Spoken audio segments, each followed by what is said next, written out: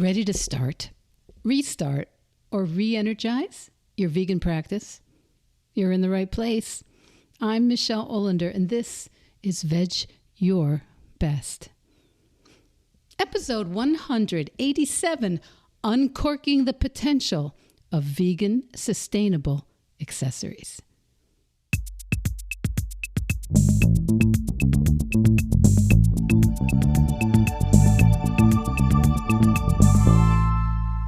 Welcome and welcome back, my Veg Your Bestie.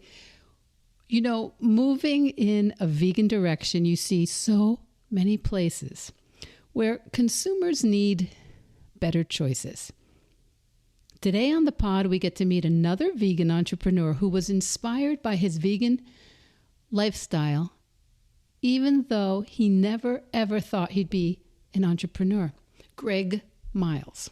Greg Myles, longtime vegetarian turned vegan, plant-based runner, and more recently founder of Assisi Style. I think you'll hear about where the name Assisi came from and how it has inspired his range of accessories, belts, wallets made from cork. And I learned about Greg first on one of my favorite podcasts, How I Vegan, which is where Greg was talking to Matt and Wes. And if you don't know How I Vegan, please put it on your list. It's just that simple, How I Vegan. So I heard Greg talking about his company before Christmas, end of 2023, and I ordered a cork belt for my husband, which he loves. And I was curious about what got him into it and what was going on with the business. So I wanted to bring his work and his mission to you. And at the end of the interview, in the show notes, I'll have a 20% discount code for you to use, courtesy of Greg Myles, if you would like to order one of the cork accessories that he manufactures. But that discount is just for you. Just so you know, I'm not an affiliate. Making sure you know I paid for the belt. This podcast does not do affiliate links, and I don't get paid by sponsors. So this is just a benefit Greg has for you, my Veg Your Bestie, my Veg Your Best listeners during the month of April. But mostly, Greg is here because I love this conversation. And once again, we see how many different ways there are for vegans to show up and create alternatives that even non-vegans will enjoy and embrace, that are not only more compassionate, but also more sustainable, which is a huge issue for us. So I'll let Greg do the talking, maybe inspire you to begin something you never thought was possible. You know, I always say it, if you can go vegan in this very unvegan world, there's nothing you can't do. Okay, let's hear from Greg, and I will catch you on the other side of the interview.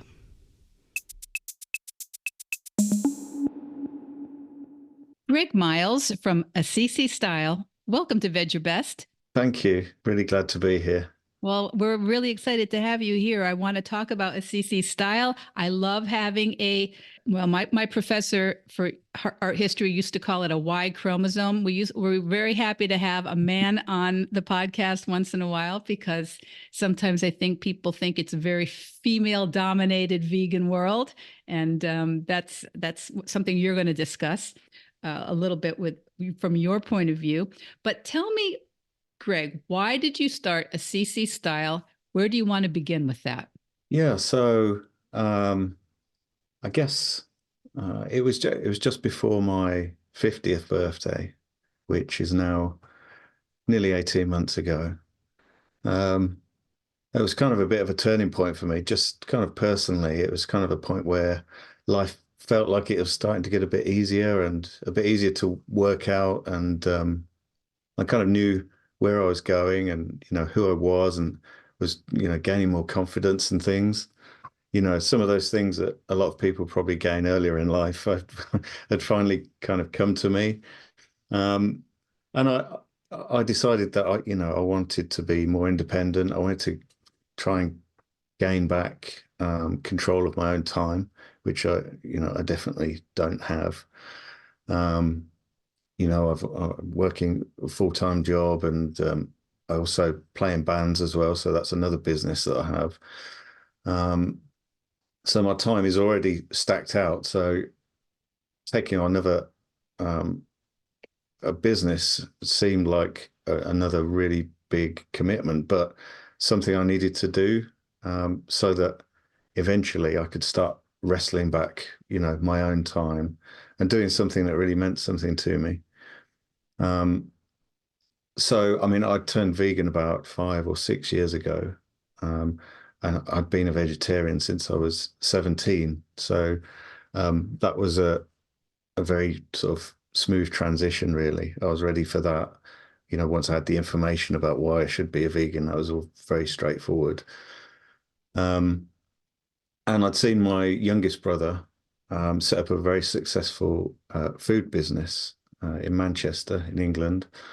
So they do street food, vegan street food, and they have, I think, 3 premises now. They started out just in a like a horse box trailer, playing at, uh, doing their food at festivals and traveling around. And now they've got actually 3 locations, including a restaurant.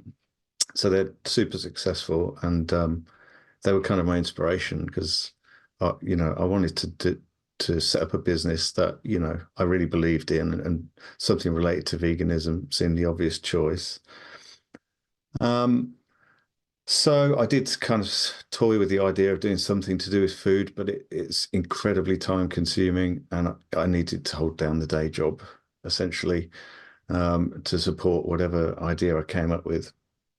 So I eventually, started thinking about products and what I needed personally, and it was literally that classic entrepreneurial spark when I thought I really need a belt. Where can I get a good belt from?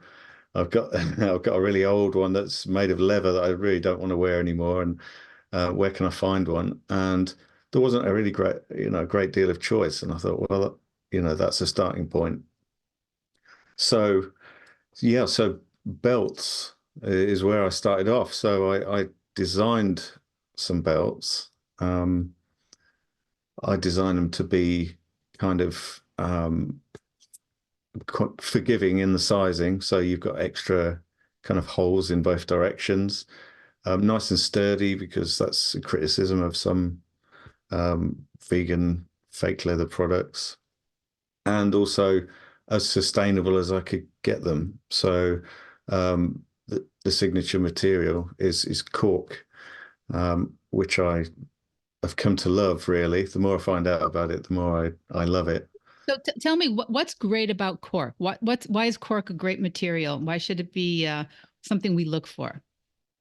So cork is taken from the bark of the cork oak tree, Quercus super. I forget the Latin name, but it grows primarily in Portugal, a little in Spain and Morocco. Um, but essentially, it's the bark of the tree. It grows over a period. I think it takes about 10 years before a tree can be harvested, and then the bark is removed, and then the tree is left completely unharmed. In fact, it's beneficial for the tree, and then the bark just grows back, and this process can be repeated over decades, and it can be harvested maybe 10 times or more in a very traditional way, by hand.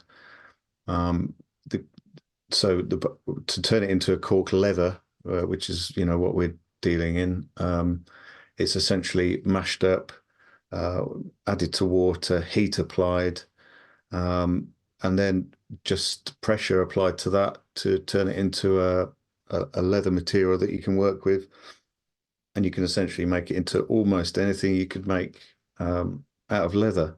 So no, there's no tanning process involved, no horrible chemicals. Um, the trees themselves are carbon negative, because essentially you're just, assisting a tree in its life cycle. So it's constantly giving back, sucking up the carbon and pumping out oxygen. So there's really a lot to love about this material. Um, I mean, there's a limitation in that currently it grows in certain areas, certain climates. Um, but yeah, I mean, I really like it as a material, and this brand that I've set up, I think is going to deal exclusively in cork products. So you have belts. I full disclosure, my husband loves the belt that I bought for him for Christmas when I first found out about you. I was interested in getting a one of the belts. Now you have branched into wallets, correct? That's right. Yeah, yeah. And what is the what made wallets the next choice for you? Well, I mean, um, it's a safe choice because it's something I know. Um, it would, I'm just kind of keeping things close to home at the moment. What's the next thing that I would need if I was looking for an accessory or something that I need at home? So that was always going to be my second choice. But since I've started this journey, really, I've been talking to lots of people, and I've got you know, several knowledgeable women who can help me out with future products. So I'm looking at bags, handbags, purses. Um, they're likely going to be better sellers than wallets. But it was kind of like a safe option for me because I was kind of on home territory with wallets. You know what you Um, use, what you like to have in a wallet, probably. yeah, exactly. Yeah, yeah. And I tried. I've probably tried out about a dozen different samples of cork wallets, and quite a few of them are really quite flimsy and thin. And that was the one criticism that I would have had. So I've worked on making one that's really quite sturdy, and comparable to a leather wallet. So I would think that men, if men around the world are the same as the men I know, men keep the same wallet for years, and they don't tend to have two or three or four wallets in use at any given time. Women probably, many of us would have more than one bag in going at the same time. Yeah, yeah. I mean, yeah, it just has to kind of be functional and look okay as far as a man's concerned. It And doesn't not be have too to. thick. Yeah, Hmm. um, yeah, and do the job. So these are quite sturdy and quite thick. But of course, there's the other end of the spectrum where people like very thin card type holders. So that's a possibility for another product. There are all kinds of different directions that you can go in, all different types of wallets, purses, bags. I mean, I didn't know how many different types of bags there were until I started this business. But um, yeah, I think there's a lot of potential there. And I think, you know, in general, people are not really that aware of it um, as a material, and the benefits of it. And if I can really help to sell that and just help cork become a more popular material for people to look for and be aware of, I don't mind if they're not buying my stuff. I'm not in this to get rich. All I want is a bit of my time back and to do something worthwhile. So, yeah, if I can promote cork as a material, all the better. Well, cork, I find cork is a very nice material for so many of these accessories because it's not wildly different feeling than leather. If you're used to having leather accessories, it doesn't feel like a completely different. It has a lot of the same nice qualities of smoothness and malleability. What um, what what did you learn about cork that was you're making it sound very like it was a smooth process in your business. What did you learn about cork and making accessories that was maybe a revelation for you? Um, well, I don't know. I mean, just personally, it's unbelievably light. It must be less than half the weight of just similar leather accessory. And that has a lot of advantages, especially if you can maintain the strength. Um, so I'm always surprised if I pick up a belt just how light it is. It's completely held down by the buckle. It almost weighs nothing, even though it's strong. So that was a bit of a revelation to me. Um, yeah, and I have cork items laying all around me now. I'm just kind of, when I'm working, I'm just like touching them. I like the texture. It's a little bit kind of like suede. Some of it's a bit like suede, but it's kind of um and it's got that natural appearance as well. I like the idea that I'm looking at a piece of a tree essentially. Mm. Um, I play the drums, and my drums are kind of a natural wood effect. They're actually made out of monkey puzzle, so they're like South American wood from Brazil, um, and that's beautiful as well. And I've always liked the appearance of natural wood, so that was very appealing to me as well. Now, you are in the UK, right, Greg? Yeah, And so the cork is in the European Union. Has that been a transition? Well, I guess this started after Brexit, it your was business. after, yeah. Yeah, I mean there are processes you have to go through that I understand are more difficult now than pre-Brexit, but I don't think there's any issue with the actual importing and exporting of cork as a material. Like sometimes organic material crossing borders can cause issues for some countries, but I haven't encountered that. Um, it seems like there's mechanisms in place to just make a general declaration, hand over a code and say it's this type of product, and it will kind of go smoothly. So the manufacturing of the items is done in the UK? It's not, no. So the the raw material was from Portugal. Mm-hmm. The belts themselves are made in China. Oh, Um, and I mean, the reason for that is just because of the huge, manufacturing capability they've got. And also the cost of production, which is an obvious thing. mm. Um, that's for me, from a sustainability point of view, that's the biggest downside of what I'm doing so far because I'd like to bring it closer to home. Um, but obviously, the closer you get to home, then the less affordable they become, and you enter a completely different market. It would have to be a high-end luxury item. Mm. So, up to now, I've attempted to mitigate that the best I can by using, the most environmentally friendly transportation methods, making sure that the factories I'm working with, have good conditions for the workers. They're not working too many hours. They have a say in how the factories run. They've got all the certifications, the FSC for certification for the cork. Um, so, that's kind of a compromise that I've had to make up to now. I mean, the red lines are all around the use of animal products. So, they have to be 100% vegan. With sustainability, you know, I'm working towards doing better, which kind of feels like, what it's like to be a vegan. It's never perfect and you're always working towards something a bit better. It's Um, a very good point. I think that in all of our vegan practices, that's something we always have to make not make allowances for, but we have to make sure that we aren't sealing off what we can do just because we can't do it in a perfect way. yeah, exactly. My thought was, well, if there's no business, then I can't make a difference. So that there has to be a starting point, there has to be a business. You have to have something to negotiate with. Um, and I've only just started. I only started selling the products last May, so um, Brand new.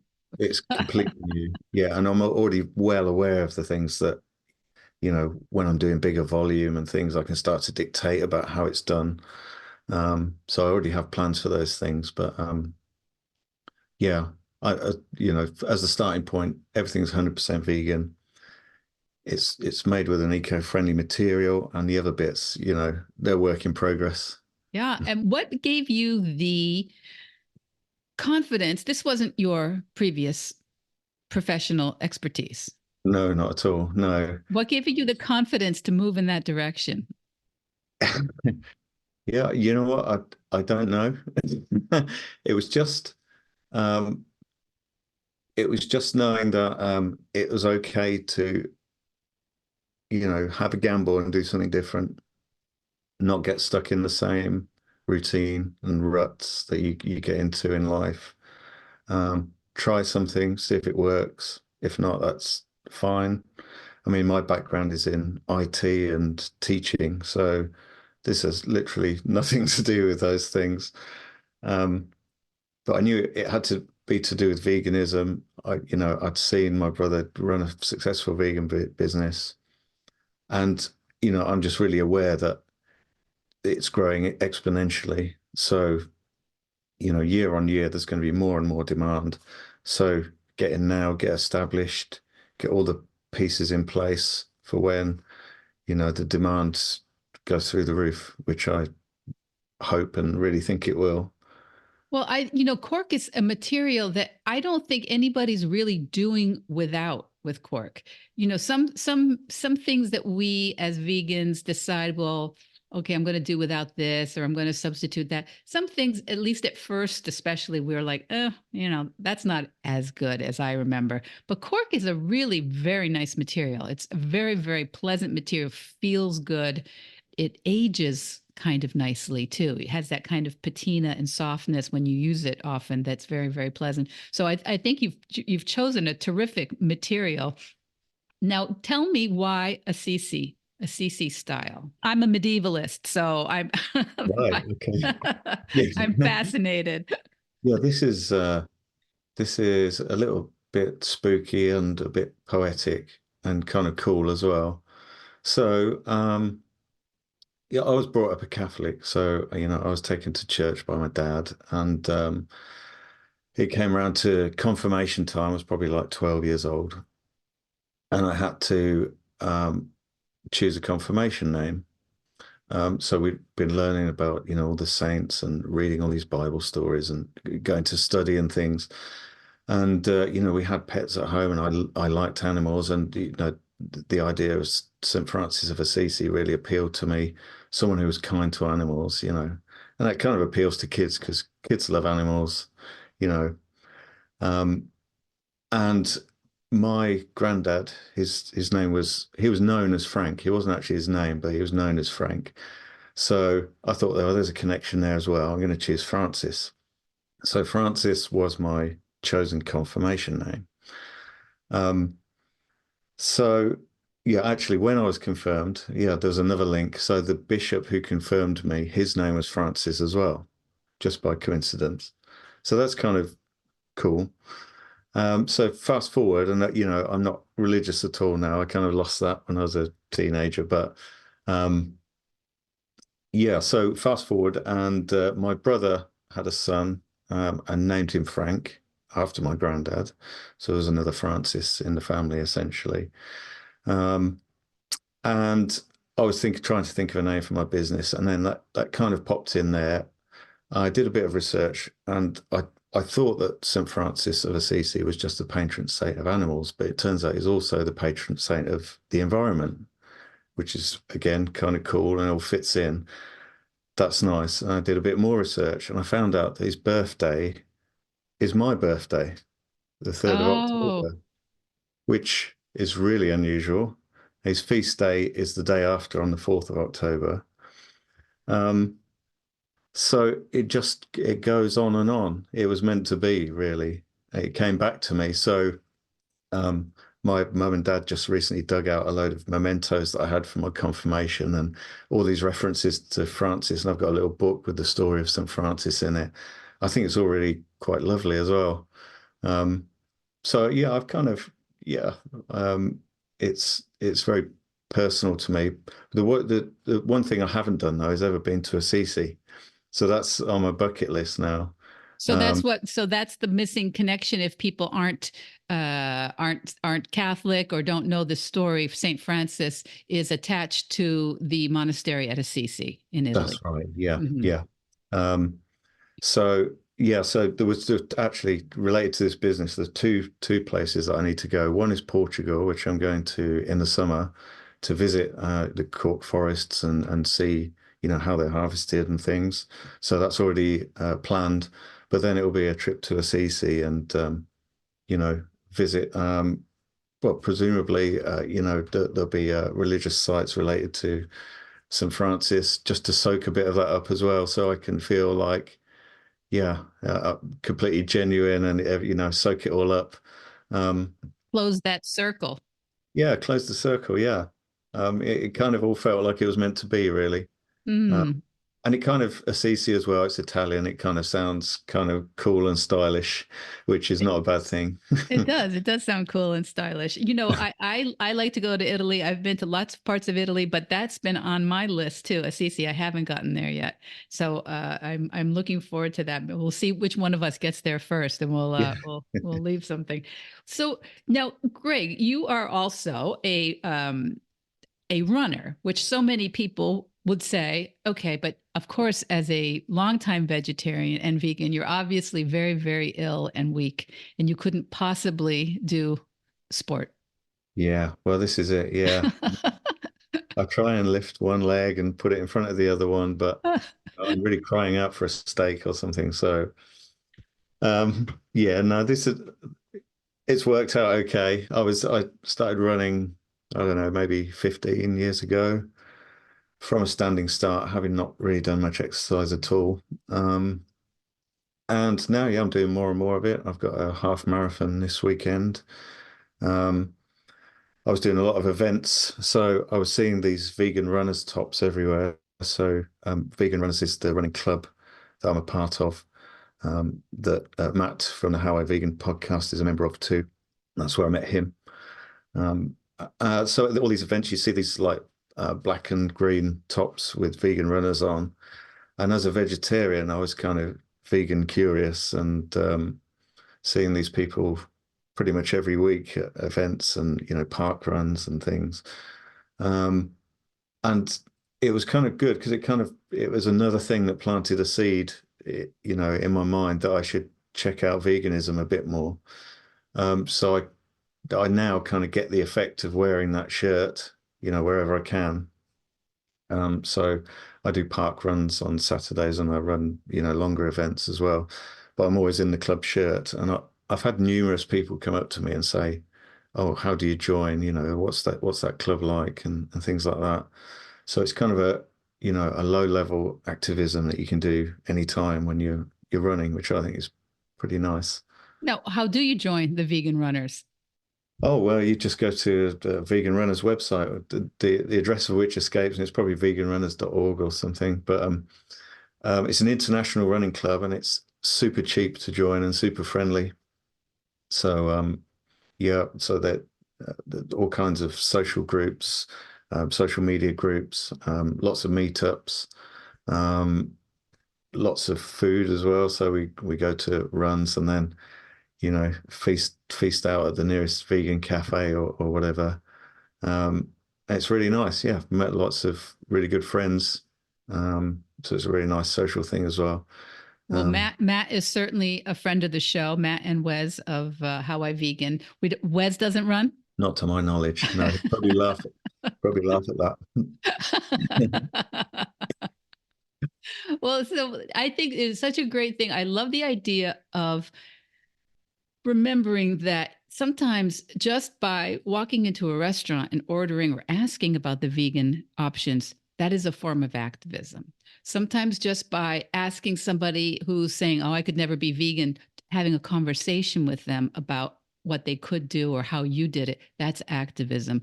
Your business is a form of activism. There's not just one kind of activism. And I think sometimes people who come to veganism and vegetarianism later in lives think that they're going to have to go to, vigils and protests and very, very physical or very kind of uncomfortable situations for somebody who's a new vegan. And I just love that just when you run, you've got that shirt on. It's just such a great communication banner for us.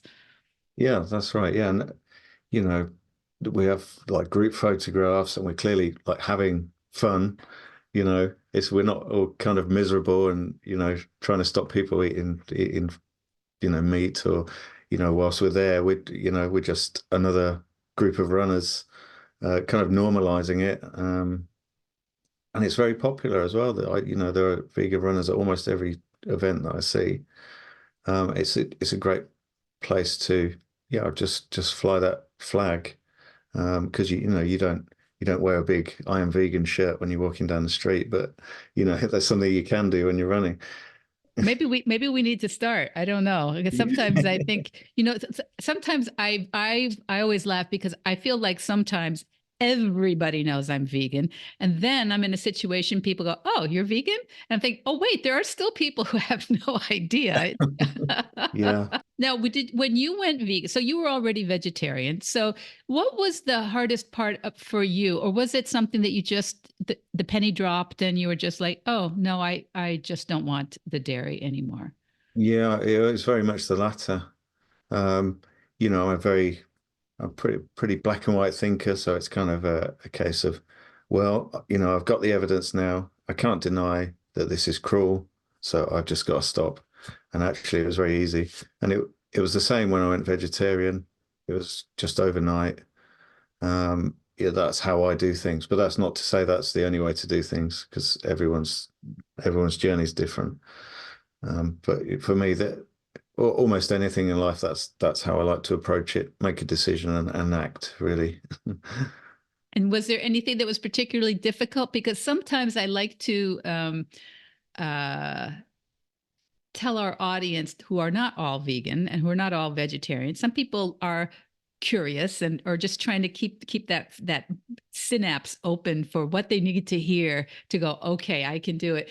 But I think sometimes people think, "Oh, then you must not have enjoyed eggs and butter. You must not have, you must be more disciplined. You must be more, um, something about you must be different than a quote unquote normal person." Yeah. Well, yeah, I mean, I definitely enjoyed those things. I ate butter. I loved eggs. I was eating eggs pretty much every day. That was a real staple for me. It was probably, if there was going to be one thing I would struggle with, that would be it. I was never hugely into cheese, so that wasn't a huge problem for me. I know that's a real problem for some people. But yeah, the eggs, I think I did miss them at first, but I never went back, Mm. and I never would.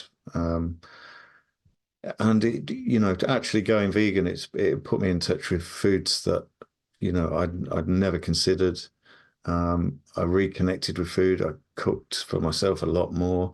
I do loads of batch cooking, all kinds of interesting ingredients, just really think about what, I'm putting into my body, which I wasn't doing before.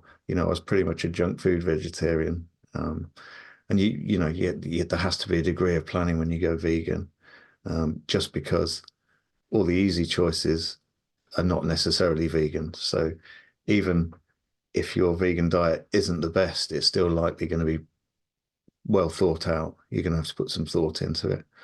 Um, but I love it actually. It's one of the best things I've ever done, just from the point of view of, yeah, making a connection with food and, really enjoying food again. It was more of an inconvenience before, but now it's an important part of my life.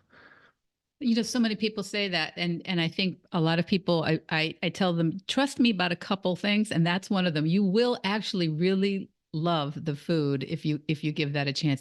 It is not as simple. It is not as uh, you have to kind of argue with your default settings a little bit. So you can't just pick up something off somebody's desk, in your business. You can't just go nibble at something. You have to think a little bit more, ask a couple extra questions, maybe make a couple other choices, but you really will enjoy it.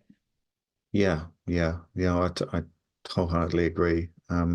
And so then the next questions after we start learning how to eat is then how do we avoid things like the downstream things of leather, of wool, of other kinds of choices, or in cosmetics. So your business begins at a midlife, around age 50. What would you say to people who are thinking, This is a perfect time for me to start using what I've learned up till now to create something that's about not just a paycheck, but about creating something I want to be involved in, something I want to do um, for our world, for our planet. What would you encourage people with? Yeah, well, I mean, I never saw myself as an entrepreneur. I never saw myself as a risk taker, particularly. Um, but once I decided that I wanted to do something that really meant something, rather than just turn up and work for someone else. I mean, I've worked in education before, so that makes a difference. That matters. Um, and earlier in life, I'd worked, in the financial sector, and that I didn't like that at all because it was just not what I was about at all.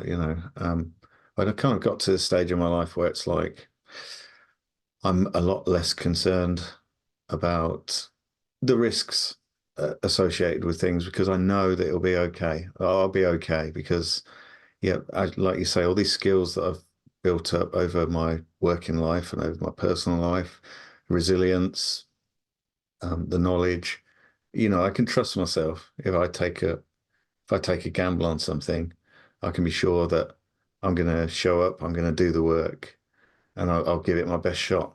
Um, and I have done that, and it's been just immensely enjoyable, really. Every part of the process, there's nobody telling me that this is something I've got to do. I'm just really focused in on the detail, getting it right, and making sure everything's as good as it possibly can be. Um, you know, Providing a good service for people like me. All this stuff really matters and it's hugely satisfying. I mean, all I'm doing is, I've only been in business since last May. I'm just trying to grow the business. I'm not I'm not taking any money out of it. All it is at the moment is just a huge um, black hole for my time, essentially. So before I start work in the morning, I'm doing it, and when I finish work in the evening, I'm doing it. Um, but it's great fun. It's a great new fun pastime that you maybe will develop into something, maybe won't. I mean, I'd like to think that in the future my son would take it up and take an interest in it, but that remains to be seen. How old is your son? He's 16. Yeah, 16. he's not vegan yet, but I don't pressure him about those things. There's only about three foods that he'll eat, so I definitely don't want to push that at the moment. I understand. I don't. None of my family members are vegan. They're moving in that direction. I like to think, but none of them is vegan. So when you with your business, where do you sell your products? So I'm on various platforms, but my preferred one is Etsy. Um, it kind of, I think, they do some nice sustainability initiatives. So I think they're powered by green energy and things, and they take less of your money than some other platforms. It's almost impossible to make a profit on some platforms. Mm. But what I'm working towards is selling through my own site. So, I need to invest in that, but in order to do that, I need to sell a few units first. So that's what I'm working towards. I'd like my own site to be the primary way that people get hold of my products. And your site is assisi.style. Okay. And Assisi is two S's, then one S. Right. ASSISI Yeah, dot style. yeah. Okay. So that links out mainly to Etsy. Um, that'll direct you there. So we sell almost all around the world from there. So yeah, most people can get hold of them, I think. I know I've sold a good few to the US and Canada. And the box is very nice too. It becomes very beautifully wrapped. Everything was just really, it was a very nice Christmas present for my husband. So I totally recommend the belt. That's what I've seen close up.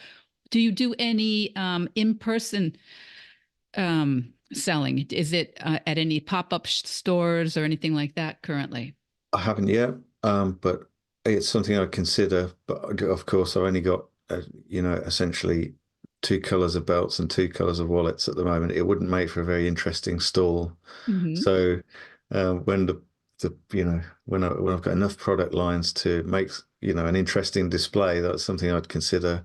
We have the big vegan festival here, vegan camp out. Camp out, sure. Yeah, which that would be a goal a couple of years down the line, perhaps. Um, and also perhaps business to business, looking at selling to other vegan shops. Is that not an avenue I haven't yet explored? There are so many possibilities and options. My head's filled with them every day, and there's only me. I bet. Yeah, because it's only May. You're not even a full year old. No, and I set the target of selling one unit a day after year one, um, which sounds modest, but from a standing start with a tiny investment, I thought, well, that's realistic. But I've been doing much better than that, and I've been able to launch a second product after only 6 months. Um, so if I can keep that cycle going and perhaps launch another product in 6 months or so, we'll see where we get to. The next thing is, I mean, I'm essentially in my home office at the moment, but the products are going to overtake my home. So another stage will be finding an office or something nearby where I can store things and work from. Yeah, the family always loves that, right? When there's just boxes and boxes. Exactly. Yeah, yeah, yeah. That's where we're at the moment. So we would know first thing when you have a different product line or exactly how to get everything, especially through your Facebook and your Instagram, your socials, right? Yeah, I've tried to be active on the socials. So I'm pretty much on all of them, and all of the links are on at assisi.styles if anyone wants to follow and just see what we're doing. Um, And if anybody wants to see my husband's blue shirt, blue t-shirt, they can see that oh yeah, wearing the belt, I think. yeah, that's there. Yeah, in the stream it'll be there somewhere. Yeah, that's a really great shot actually. It's probably the best lifestyle shot I've got. Oh, I'm that's too dreadful. bad. You need to keep adding to that one. But yeah, actually the color is very nice, I think, with the blue. Yeah, yeah, it looks great. Yeah, well, actually the wallets are with a photographer at the moment because my home efforts with a phone are really, not up to standard. Yeah, lighting is everything, and the background. Yeah, so your new goal is another product line, maybe, and to be selling after 1 year, 1 unit per day. Is that what you said? Yeah, that was my That actually original. sounds like a lot. Yeah, well, I mean, I guess since probably about 6 months ago, I've been probably doing two a day on average, which was enough to, raise enough capital to launch a second product. Um, So yeah, my next plan would be, launch products maybe three and four and and start selling through my own website. So I've got full control of what's happening. Um, and then after that, who knows? All kinds of possibilities. That's very exciting. Well, I'm not going to put you on the spot telling me what the new possibilities could be, but I hope that you'll come back when you have some new news. Otherwise, in the meantime, we'll support you on the socials, and anybody who will have all the information for all the links in the show notes. And did you want to do a shout out to your brother because apparently his business was quite influential, making you feel like you could also do something like that. Yeah, that's right. My youngest brother is called Damien, and he runs the business with his partner Robin, and it's called Herbivorous. Herbivorous. Um, and they're based in Manchester, and they've got two locations there and one in York, in the UK. And they sell on all the fast food platforms, Just Eat, and you can get their stuff delivered to your door if you're in those cities. That's very good. Herbivorous. It's brother Damien. And I've been to York. I haven't been to Manchester yet. York is a glorious place to go. So anybody should go to York and look for herbivorous choices. Um, Now, with that, I think it's also a good example of how every time vegans interact in the world, we model some form of possibility for each other. So every business that does well, or even just does something that's different and new, is really inspirational for the rest of us who are thinking, oh, what could I possibly do? Yeah, yeah, most definitely. Yeah, that was the inspiration for me. And he's my youngest brother, so it's like, well, if he can do it, I definitely can. Go good. You got the sibling rivalry right in at the end. Greg Myles from Assisi Style, thank you so, so much for being with us today. Oh, thank you. Oh, I didn't mention there's a special promo code for anyone if anyone's interested in buying a belt or a wallet. If they go to the website and link out to Etsy, you can use the code VEDGE, VEDGE, for 20% off. So that should at least take the edge off the additional shipping costs to the US if you're in the US. That's very, very kind. Thank you. We'll make sure that's in the show notes. That's really very kind. On behalf of my listeners, thank you. Thanks, Greg. Thank you very much. So what did you think of Greg Myles, founder of Assisi Style Cork Wallets and Belts?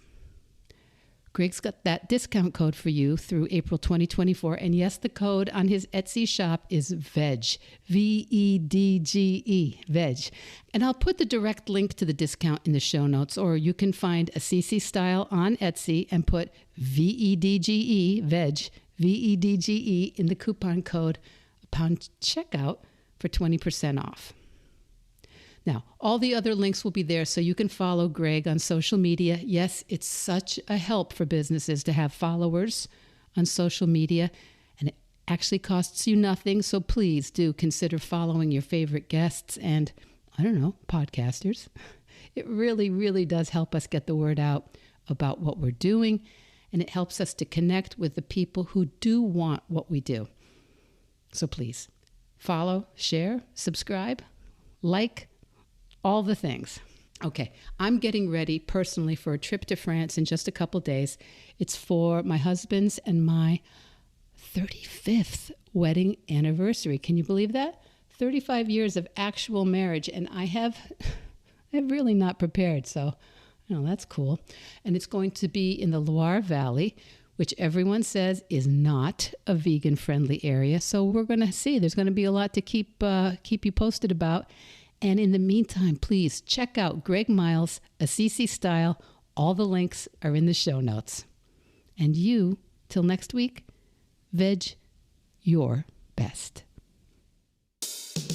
Veg Your Best podcast production, music, and editing by Charlie Weinshank. Thanks, Charlie. Before you go, it would mean so much to me and the Veg Your Best team if you would hit subscribe, leave us a 5-star review, or share with someone you think might be interested. Something about algorithms, it helps bump us up a little in the rankings, and that's the best way to help others find the podcast and for us to find our audience. So, until next week, make it easy and veg your best.